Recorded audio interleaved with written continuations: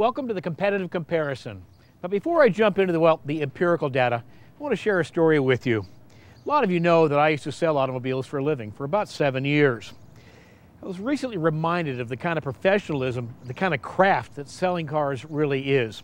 I was at a dealership talking to the general sales manager when I was asked by one of the floor managers if I'd come out and talk to a customer who was comparing the Ford Edge against a couple of Honda products. Of course, I was walking into a middle of a deal, which most of us know we don't really want to do. I was so impressed by the way that the sales consultant was taking my, if you will, overload of factual information, really understanding the product, and helping connect that to the customer. And I want to kind of set that up as we go in here as well, because truth is, a blast of brochure isn't going to help sell a vehicle. It's important to have the information for sure, but it's how you involve the customer and how they may get to use that piece of information that's really critical in a sale. So if you're new at this gig, pay attention to what the pros are doing, because just like racing, every once in a while I'll teach at a racing school and a student will ask you such a basic question, one you haven't thought about in years. And it's really kind of good to go back and look at the basics. And what I saw was in the professional basics, the ability to take product knowledge and make it useful to the customer is absolutely essential. Now, let's launch and you'll see why I took those steps to invest in. This is going to be a competitive comparison of what is really the top of market. Now, there are 25 players in this segment. Well, players may be generous. There's really 5 serious players and the rest are just kind of killing time. That said, it is a very fast growth segment, and we all know as fuel prices go up and as more environmental consciousness takes set, we're going to see this segment continue to grow, and that's going to set up a couple of key points. We'll start with engines right off the top of the bat.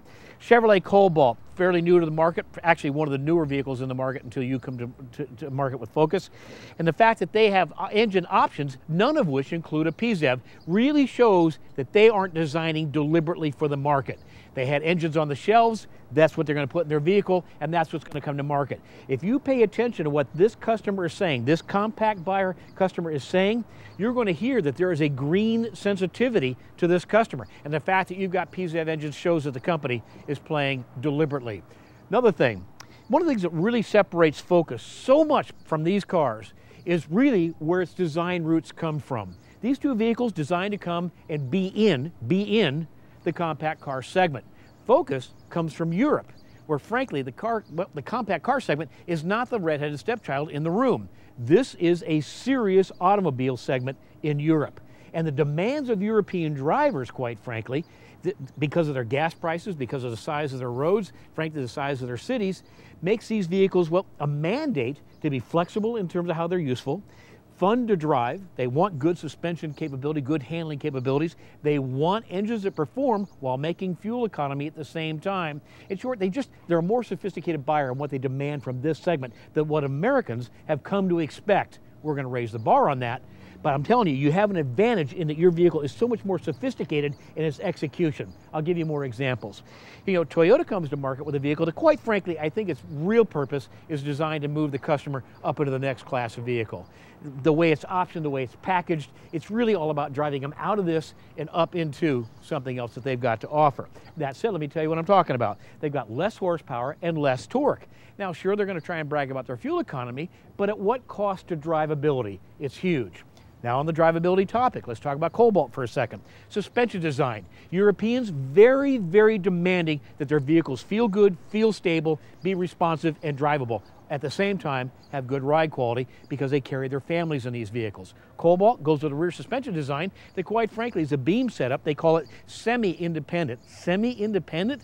That sounds more like codependent to me. And I'll tell you what, feels like it when you drive it. They don't have a fully independent rear suspension system. Same kind of situation for the Toyota Corolla. Rear suspension is a torsion beam, really does make the entire package codependent on how the other wheel's behaving. It's not a truly independent rear suspension system, and it shows up the second you go on a demo ride and really show the balance and feel and ride quality of the vehicles. Okay, let's go back to Cobalt for a second. Made a very big deal out of General Motors in total on this whole OnStar thing. OnStar is expensive to buy and quite frankly has monthly fees. Sync is going to smoke them in this marketplace because Sync gives you voice connectivity. Toyota can't even offer that. I mean, if your phone rings and you say answer phone, You're going to be repeating that to yourself for a while because it's not going to happen. Same with the music. If you're driving your Toyota and say, music on, you better start singing some shower tunes because that's all you're getting, Jack. They missed the whole point completely.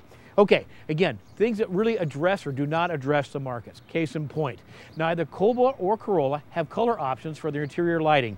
Now, I have to kind of grin about that because frankly, at my age, I'm 57, interior lighting's never really been important to me. But I am stunned at the response we get on our radio show. And when I look at what any kind of market focus that's done, any kind of survey work that's done, people are starting to put a priority on the availability of controlling their interior lighting. Boy, I would have never guessed it, but it's important to the customer. Don't let that one get away from you, okay?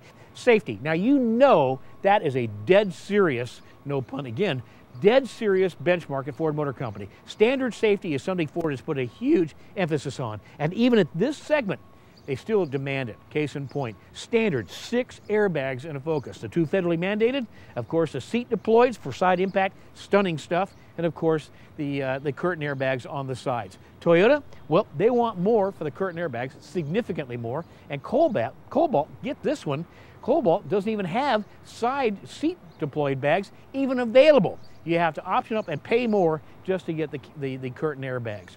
Features, let's talk about that. And that's why I know this vehicle is designed to move this buyer up into another segment. There's no luxury feature option list that even comes close to what we've got available, in some cases even standard on Focus. Let me give an example. There is no heated front seats available for this market. What, this market doesn't care about that kind of stuff? Big miss. There is no standard or even optional steering wheel control options for this vehicle. They just didn't come to this market on purpose. Focus did.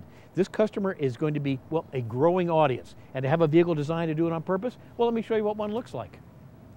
08 Focus Coupe and Sedan. Cars designed deliberately to lead, not follow, in the compact car segment.